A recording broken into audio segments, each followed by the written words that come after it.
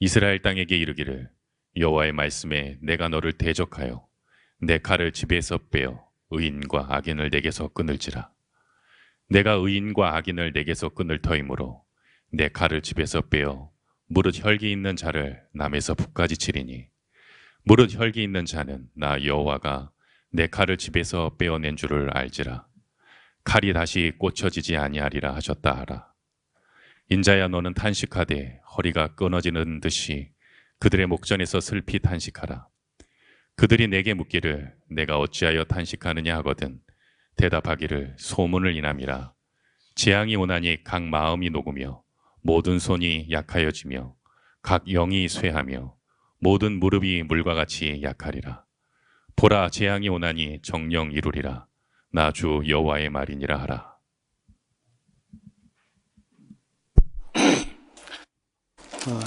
에스겔서도 이제 그 중반에 가까이 접어들었는데 여기 21장은 어떤 장면을 연상하면서 읽어 생각할 필요가 있습니다. 말씀으로 이렇게 하다가 하다 안 되면 이제는 물리적으로 제거하는, 다시 말하면은 그 예루살렘과 대화를 여러 차례 시도했지만은 끝내 말이 통하지 않아요. 그래서 결국은 이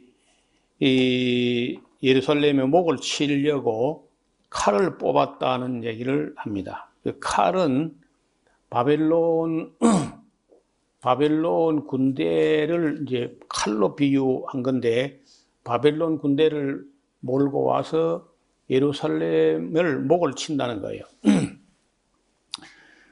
근데 이걸 처음에 이제 그냥 나처럼 말로 그렇게 하면 되는데 하지 않고 에스겔을 시켜서 어떤 행동을 하는데 그 행동이 아주 격렬합니다.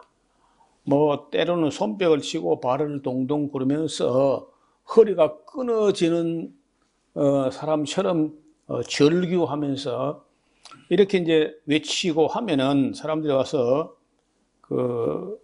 당신이 지금 하는 이 행동이 무슨 뜻이냐 이렇게 물으면 또 거기 설명을 하는 그런 형식으로 이야기를 해요. 그래서 언론 보면은 조금 어렵기도 한데 사실은 쉬운 내용인데 괜히 이제 이런 행동을 보여가지고 또 설명하고 하다 보니까 어려운 면도 있습니다. 여호와의 말씀이 또 내게 임하여 가라사대 이제 너는 얼굴을 예루살렘으로 향하여 다시 말하면 성소를 향하여 소리내어 이스라엘을 쳐서 예언하라. 그래, 예언자의 그 말씀에 어조를 볼 때 다정다감하고 뭐 복되고 그런 얘기는 거의 없습니다. 다 쳐서 예언하는, 악하니까 잘못되니까 그들을 또 잘못되고도 잘못된 걸 깨닫지 못하니까 때로는 격렬한 표현을 하는 겁니다. 그 말씀인 즉슨 이스라엘 땅에게 이르기를 여호와의 말씀이 내가 너를 대적하여 내 칼을 집에서 빼어 의인과 악인을 내게서 끊을지라. 이 말은 조금 의인과 악인을 끊을 것인지 나눌 것인지 조금 이제 어찌 보면은 뭐 의인이고 악인이고 무차별 학살한다 이런 것처럼 들리기도 하고, 아니면 또 그걸 분리한다, 의인과 악인을 나눈다 이렇게 이제 볼 수도 있는 대목인데, 내가 의인과 악인을 여기서 끊을 터이므로 내 칼을 집에서 빼어 무릇 혈기 있는 자를 남에서 북까지 치리라. 이제 이런 걸 볼 때 무차별 학살처럼 이렇게 보입니다. 무릇 혈기 있는 자는 나 여호와가 내 칼을 집에서 빼어낸 줄을 알지라. 칼이 다시 꽂혀지지 아니하리라 하셨다라. 옛날에는 뭐 전쟁이라는 게 주 무기가 칼이죠. 그 다음에 조금 이제 거리를 두고 싸울 때는 활, 또 조금 더, 활하고 이제 칼하고 사이에 창이란 게 있습니다. 창은 조금 더, 칼보다 조금 더 기니까, 그래도 다 접근전에서 칼과 창을 쓰고, 그리고 방패, 방어하기 위해서 방패, 그리고 활, 뭐, 이런 정도가 이제 개인 무기로서는 그런 무기들이고, 아니면 이제 그 성을 향하여, 그 로프를 이렇게 꼬아가지고, 돌을 실어서 공성태라고, 이렇게 이제 돌을 성벽 위로 날려보내는 그런 방법도, 쓰고, 그 다음에 이제, 높은 이런 목탑을 만들어가지고, 거기 추를 달고, 그 보신각 종 칠 때 이리 보면 흔들흔들 해가지고 종에 쿵 부딪히는 것처럼, 그래, 큰 그런 추를 만들고 그 추 머리에다가 쇠덩어리를 달아가지고 성벽을 주워 박는 겁니다. 그래, 성벽 쿵쿵 치면요, 엄청나게 큰 추를 만들어가지고, 예를 들어서 그 추의 길이가 벽 이 끝에 저 끝까지 가는 그런 추를 만들어가지고, 그래가지고 여러 사람이 흔들어서 주워 박으면 성이 무너지는 거예요. 아니면 성문을 안에다 빗장을 갖다 뭐 이렇게 했어도 그 공성추를 가지고 주워 박으면 또 대문이 와직끈하고 부러지면서, 빗장이 부러지면서 열리거든요. 뭐 그런 정도가 이제 대부분이고, 아니면 이제 사다리를 타고 성벽에 기어오르는 겁니다. 그거 안 될 것 같은데 그것도 썼어요. 그리고 이제 그 성을 넘어가면은 뭐 이제 성이 함락되는데, 대포라는 것이 나오기 전까지만 해도 방금 말씀드린 이 칼과 창과 활과 방패와 공성태, 뭐 공성추 이런 걸 사용해서 싸웠다는 거예요. 자, 칼을 뽑았다 하면은 그냥 꽂지 않습니다. 그래서 6절에 이제 너는 탄식하되 허리가 끊어지는 듯이, 그들은 목전에서 슬피 탄식하면서 외쳐라. 아직은 예루살렘이 함락된 게 아닌데, 함락되기 직전에 에스겔이 이런 그 절규하듯이 탄식하듯이 하고, 그리고 나서 이제 메시지를 전하고, 얼마 후에 예루살렘이 이제 함락되는 걸 보면은, 예루살렘 함락된 게 뭐 그냥 우연히 이렇게 일어난 것이 아니고, 하나님의 징벌, 하나님의 뜻으로 그렇게 됐다. 그리고 예언했고, 그 예언한 게 성취된다 하는 걸 보여줌으로써, 그들이 이 모든 되어진 일들이 여호와께로 말미암은 것이다 하는 것을 인식하게 한다는 거예요.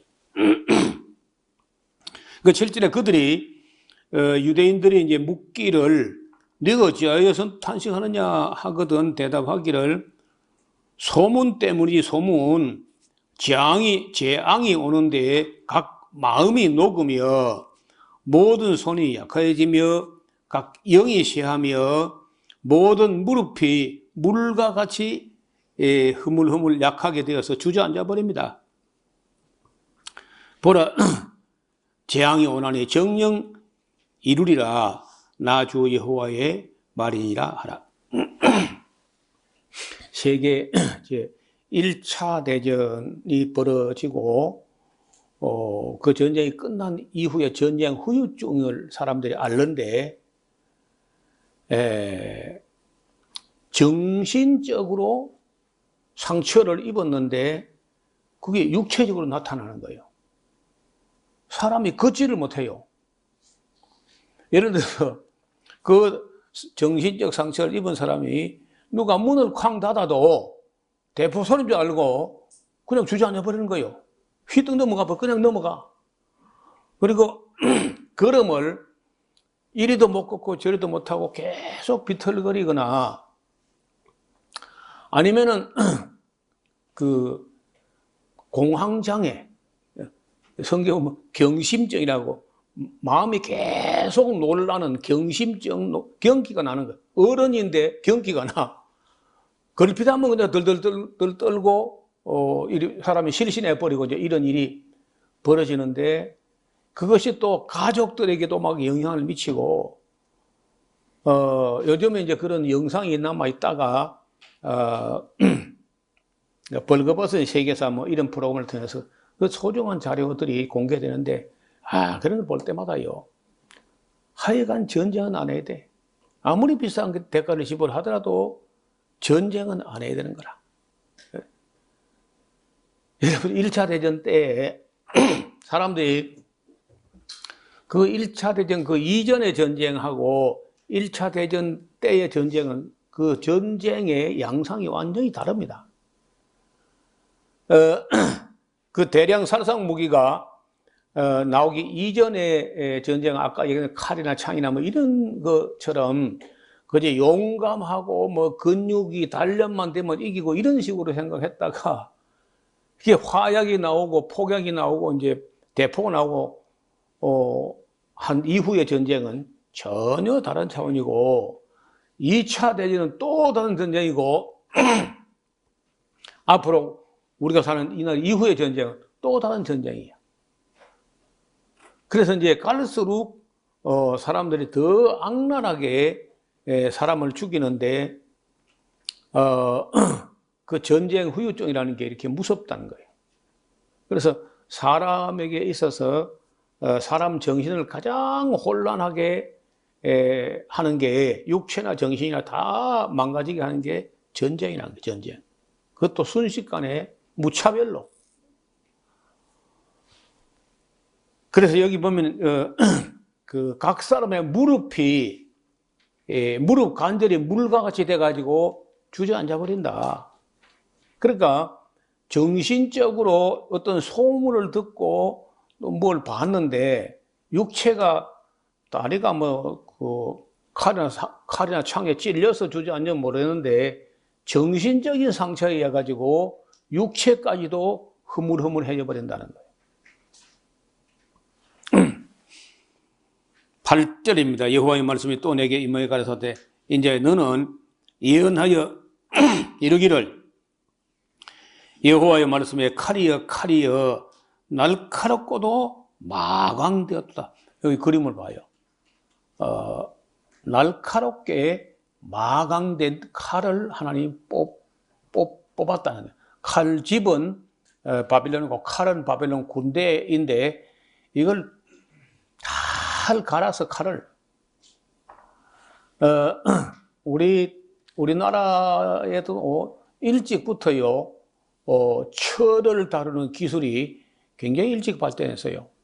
여기 신라 시대에 벌써 여기 지금 둔철 있잖아요. 둔철 거기에 철 가공하는 공장이 있었다는 거예요.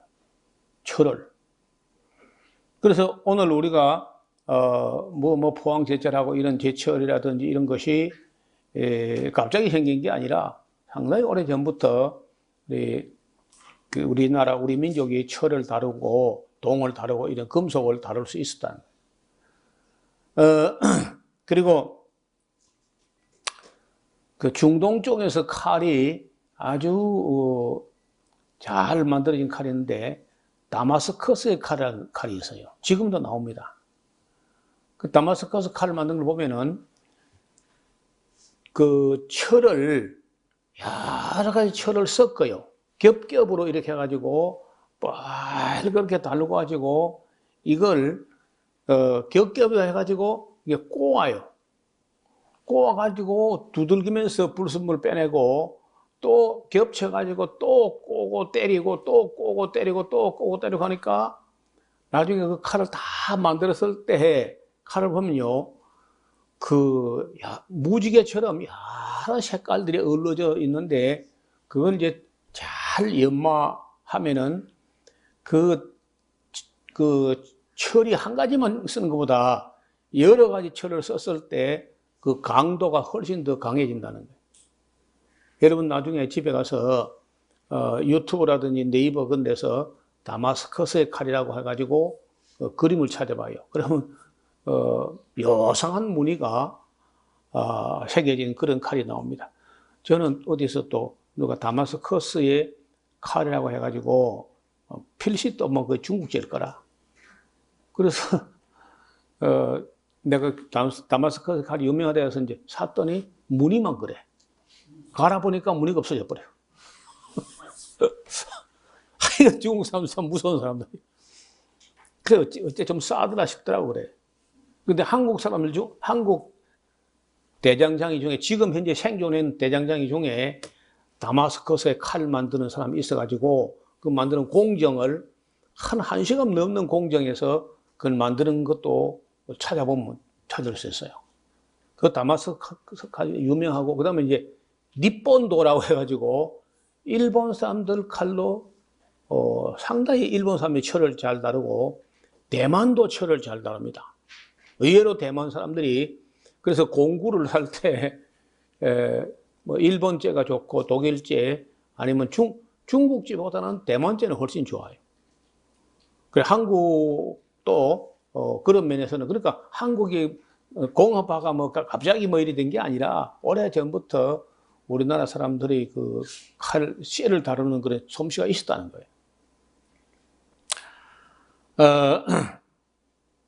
이런 도라는 말이 있고, 금이라는 말이 있어요. 금과 도가 어떻게 다르냐. 도는요, 칼날이 한쪽 면만 있는 겁니다. 금은 양쪽 다 날이 서 있어요. 그래서 좌우에 날선 금이야. 좌우에 날선 금. 이리 쳐도 잘리고 저리 쳐도 잘려. 근데 위험하죠. 만지기가 아주 위험한 거예요. 하여간 이 바벨론이라는 칼을 잘 마광. 이게 칼이요. 빛이 날 정도로, 얼굴이 비칠 정도로 이렇게 가려면요. 첫째는 그 철의 순도, 강도가 굉장해야 그거 얼굴이 비칠 정도로 이게 나온다고. 그리고 갈 때 숫돌이 아주 고와야 돼요. 3,000번, 12,000번 막 이 정도 고운 숫돌 갈아야 거울처럼 미리 보이는 거예요. 그리고 여기 마광되었다. 그러니까 여러분 바벨론이란 칼을 하나님께서 70년 동안 갈고 갈았는데 그 마지막에 뭐 하려고 하느냐. 핵에 망측한 창녀맛도 못한 예루살렘의 목을 치려고 칼을 갈아서 새파랗게 연마했다는 겁니다. 그런데도 10절에 그 칼이 날카로움은 살육을 위하며 마광된 것은 번개같이 되기 위함이니 우리가 즐거워하겠느냐. 내 아들의 홀이 모든 나무를 없인 여인이다. 이 말이 좀 그 번역이 또 이제 매끄럽지 않게 된 건데, 하나님께서, 전능하신 하나님이 예루살렘 목을 치려고 바벨론이란 칼을, 바벨론 군대라는 칼을 마광했다면요, 그거 무시하면 안 되죠. 그런데, 하나님께서 그런 칼을 갈고 갈아서 마광해가지고 유다 예루살렘 목을 치려고 하는데 내 아들의 홀이라고 하는 것은 유다의 지휘봉, 홀이란 말은 원래 번역이 잘못된 말이고 유다 왕이란 거예요. 유다 왕을 두고 한 말인데 유다 왕이 그걸 하나님께서 칼을 갈았다고 하는데 없인 여긴다는 거야. 뭘 믿거니? 애국 군대 믿고 애국 군대가 더 강할 거야, 더 셀 거야. 그렇게 착각하고 그렇게 믿고는 하나님께서 바빌로니아 칼을 마광하고 있다는데 그걸 없인 여긴다는 거야, 유대 왕이 말이. 자, 그 칼이 손에 잡아 쓸만하도록 마광되되 살육하는 자의 손에 붙이기 위하여 날카롭고도 마광되었도다 하셨다 하라. 자, 이제 너는 부르짖어 슬피 울지어다. 이것이 내 백성에게 임하여 이스라엘 모든 방백에게 임함이로다. 그들과 내 백성이 함께 칼에 붙임 바 되었으니 너는 네 넓적다리를 치면서 외쳐라. 네, 13절에 이게 이제 시험일 수 있다. 사람들은 애굽이 역시 뭐 오래되고 강대국이니까 애굽을 믿고 바벨론 칼이 온다고 하는데 이걸 업신 여기는 게 하나의 시험일 수 있다는 얘기입니다. 그런데 업신 여기던 그 유다 왕이 없어지게 되면요, 그때는 어찌할 꼬 그런 얘기인데 번역이 역시 매끄럽지 않습니다. 여호와의 말이니라. 그러므로 이제 너는 예언하여 손뼉을 쳐서 칼로 3번 거듭 세우게 하라. 이 칼은 중상케 하는 칼이라. 밀실에 들어가서 대인을 중상케 하는 칼이로다. 그러니까 뭐 전쟁터에 나가서 싸우는 군대만 해치는 게 아니라 밀실에 있는 그런 대신들까지 다 중상케 하는 그런 칼을 한 거예요. 내가 그들로 낙담하여 많이 엎드러지게 하려고 그 모든 성문을 향하여 번쩍번쩍하는 칼을 베풀어도다. 오라 그날이 번개 같고 살육을 위하여 날카롭게 마광된 거예요. 카라 모이라 우향하라 항우를 차리라 좌향하라 행한 대로 가라. 나도 내 손뼉을 치며 내 분을 다 하리로다. 나 여호와의 말이로다. 여러분, 이게 얼마나 표현이 강렬한 표현이냐. 바벨론 군대가 가서 예루살렘을 작살낼 때 하나님께서 하늘에서요 손뼉을 치는 잘한다 잘해 하면서 그렇게까지 하나님께서 진노하신 거예요. 이런 거는 일반적으로 일반 성도들이나 우리 교회 특히 복음주의 맨날 잘 된다 복준다 이런 사람들은 상상도 못하지 않는 게 하나님께서 자기 백성 아브라함 자손 이삭과 야곱의 자손인데 그들이 패역하기 잘못됐을 때 이렇게까지 진노하시고 이렇게 처리한다는 거예요. 이제 너는 바빌론 그 19절을 잘 보시거나 18절 여호와의 말씀 내게 뭐에 가라사대 이제 너는 바빌론 왕의 칼이 오는 길을 두 길을 한 땅에 나오도록 그려봐라. 그 성으로 들어가는 길머리에다가 길이 나누어지는 지시표를 이정표죠. 하여 칼이 암몬 족속의 성 랍바에 가는 길과 유다 경관성 예루살렘에 이르는 길을 그리라. 그 그림을 다시 볼까요? 자, 바벨론 칼이 이렇게 오는데 오다가 길이 나누어지는 이정표를 만들라는 거예요. 그래 이제 길 하나는 암몬 족속의 수도 랍바로 가는 길이 하나 있고 그 다음에 유다 경광성 예루살렘으로 가는 길이 있는데 길이 나누어지는 길이랑 나눠지잖아요. 가다가 딱 나눠지니까 그 상거리죠. 상거리에서 이리 갈까 저리 갈까 점을 친다는 거예요. 그러니까 이런 거 보면은 바빌론 왕과 군대가 오면서 뭘 결정하고 확정하고 온 게 아니고 오다가 길에서 길을 선택하는데 어떻게 하냐면요 전통 화살통에 있는 화살을 이리 흔들어 가지고 으이타 하고 던져 가지고 화살이 어느 쪽으로 많이 넘어가는가 그런 걸 본다든지 아니면 그 신에게 물을 때 신에게 제물을 갖다 바치는데 그 제물로 잡은 양의 간을 꺼내 가지고 간의 색깔이 푸르스름하면은 왼쪽으로 뻘그러면 오른쪽으로 그래 희생의 간을 살펴 가지고 방향을 설정한다는 거예요. 참 희한하다 했는데 내가 얼마 전에 여기 히말라야 산맥 그 근방에 석청 바위 틈에 있는 꿀을 따라 올라가는데 그 꿀이 양도 엄청날 뿐 아니라 절벽을 타고 밧줄을 타고 그렇게 내려가서 그 꿀을 따야 되기 때문에 목숨을 걸어야만 그 꿀을 얻을 수 있어요. 그러니까 그 꿀을 딸 때 목숨을 잃지 않기 위해서 신에게 제물을 드려요.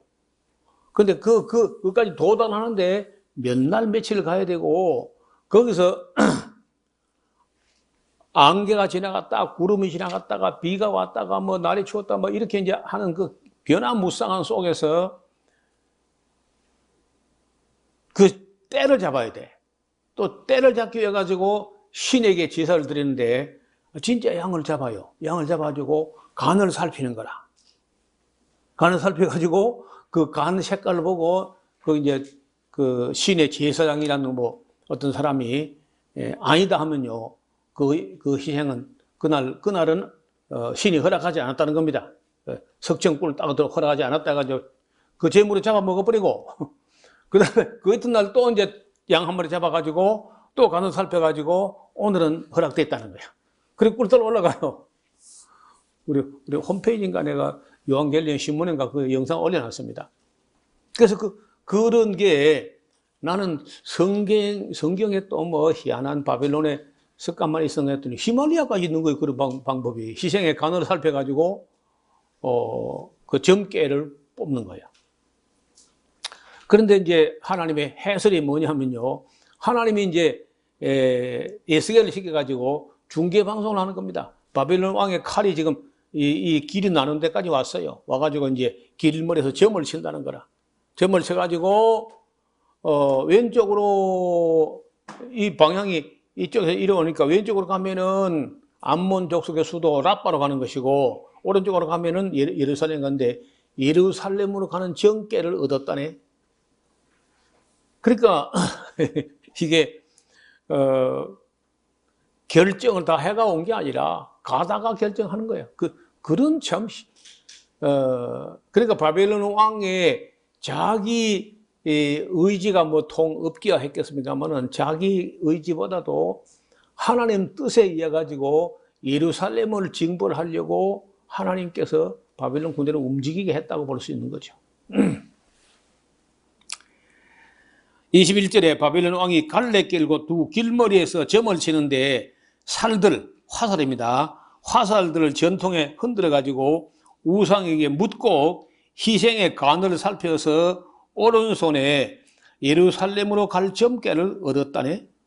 그래서 이제 공성태를 베풀고 입을 벌리고 살육하며 소리를 높여 외치며 성문을 향하여 공성태를 베풀고 토성을 쌓고 운제를 세우게 되었나니 전에 그들에게 맹력한 자들은 그것을 헛점으로 여길 것이나 바벨론 왕은 그 죄악을 기억하고 그 무리를 잡으려고 하는 것이다. 자, 그러므로 나 주 여호와가 말하는데 너희의 악이 기억을 일으키며 너희의 근과 속건죄를 들여서 속죄에 대해서 어떤 그 과오가 있다는 거예요. 이 과오가 드러나며 너희 모든 행위의 죄가 나타난 거야. 너희가 기억한 바 되었은즉 그 손에서 잡히고 말 것이다. 너 극악하여 중상을 당할 이스라엘 왕아, 네 날이 이르렀나니 곧 죄악의 끝때니라. 나 주 여호와가 말하노라. 관을 제하며 면류관을 벗길지라. 그대로 두지 못하리니 낮은 자를 높이고 높은 자를 낮출 것이다. 자, 내가 엎드러뜨리니와 이것도 다시 잊지 못하리라. 마땅히 얻을 자가 이르면 그에게 주리라. 그래서 유다는 이제 1차, 2차, 3차에 걸쳐서 포로되어 감으로 완전히 이제 멸망길로 가게 됩니다. 28절에 인자야, 주 여호와께서 암몬 족속과 그 능력에 대하여 말씀하셨다고 너는 예언하라. 너는 이르기를 칼이 뽑히도다, 살육하며 멸제하며 번개같이 위하여 마광되었도다. 그 다음에 네게 대하여 허무한 것을 보며 네게 대하여 거짓 복수를 하는 자가 너를 중상을 당한 악인의 목 위에 두리니 이는 그의 날 곧 죄악의 끝때가 이름이로다. 하고 이제 그 여기 바벨론이란 칼을 뽑아가지고 예루살렘의 목을 치고 나면은요, 그 칼을 다시 칼집에 꽂아. 칼이 끝없이 한없이 그저 사람 증이 아니고 언젠가는 칼집에 따라 꼽히게 되는데 여기 지금 30절부터 32절까지는 그렇게 예루살렘의 목을 치고 이제 조금 이따 이제 우리 24장, 25장 이하에 가서 설명 드릴 텐데 그 칼을 뽑은 김에 칼을 뽑아가지고 유다 예루살렘을 함락시키고 나서 그 주변에 예루살렘 멸망하는 걸 보고 좋아하는 사람들이 있어. 그 유다 예루살렘 주변에 여러 크고 작은 나라들이 아하 하면서 좋아했다는 거예요. 좋아하니까 하나님께서 그 좋아하는 나라들 칼을 뽑은 김에 그게 누구냐 하면은 유다 예루살렘 사람들로 하여금 우상숭배에 빠지고 가나안 종교를 퍼뜨리고 해서 그 핵에 망치간 창녀 예루살렘과 놀아나던 악한 나라들인데 그것들이 쭈뼛쭈뼛 서가지고 손뼉을 치고 예루살렘 멸망을 기뻐하고 아하 하니까 좋다? 좀 너도 당해봐 하고 칼 뽑은 김에 예루살렘의 목을 친 그 피가 그 칼에서 마르기도 전에 주변 나라들도 모조리 목을 다 쳐요. 다 치고는 이제 남은 게 뭐냐?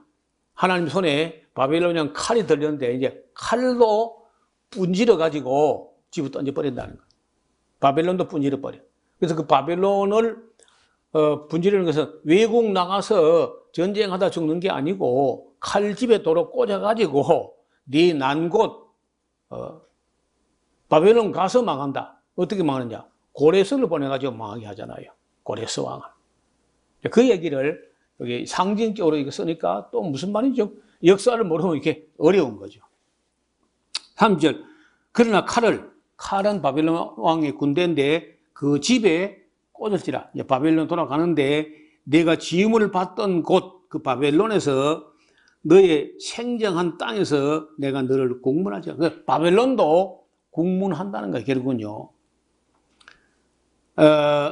내가 내 분노를 네게는 바벨론에게 쏟으며 내 진노의 불을 네게 바벨론에게 불고 너를 짐승 같은 자 곧 멸하게 익숙한 자 손에 붙일 거야. 고레스 왕의 군대에 바벨론을 붙이는 거죠. 네가 불의 섭과 같이 될 것이며 네 피가 나라 가운데 있을 것이며 네가 다시 기억되지 못할 것이니 나 여호와가 말하였음이라 하라. 그래 여러분 그 유명한 말이 무너졌도다 큰 성 바벨론이여.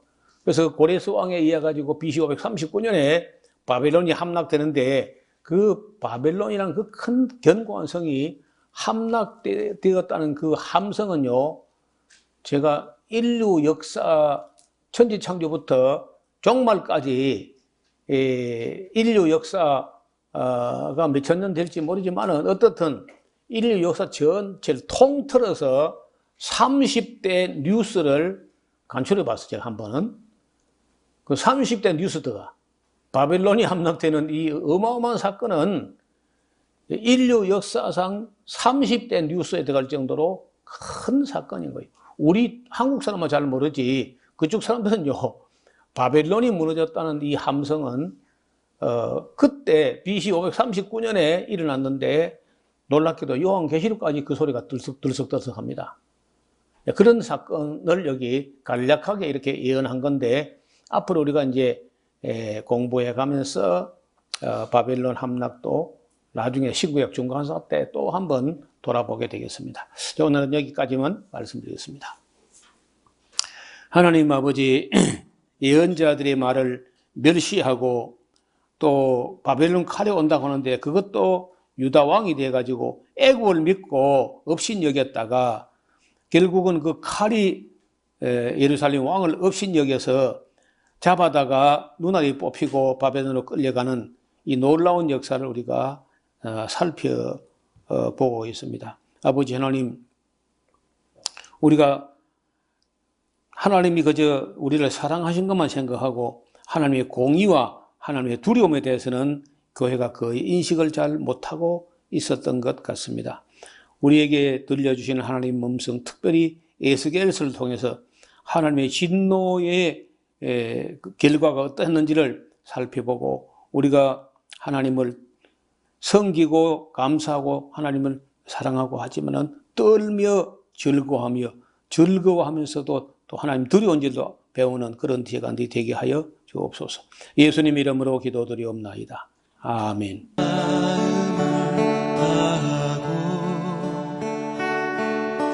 성품을 다하고 힘을 다하여서 여호와를 사랑하라. 내게 준 계명을 마음에 새기고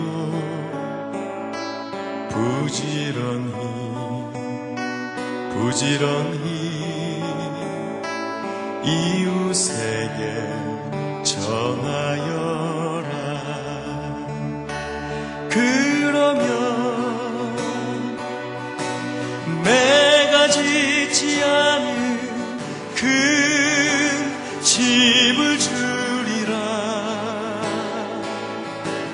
내가 심지 않은 과실을 먹게 하리라.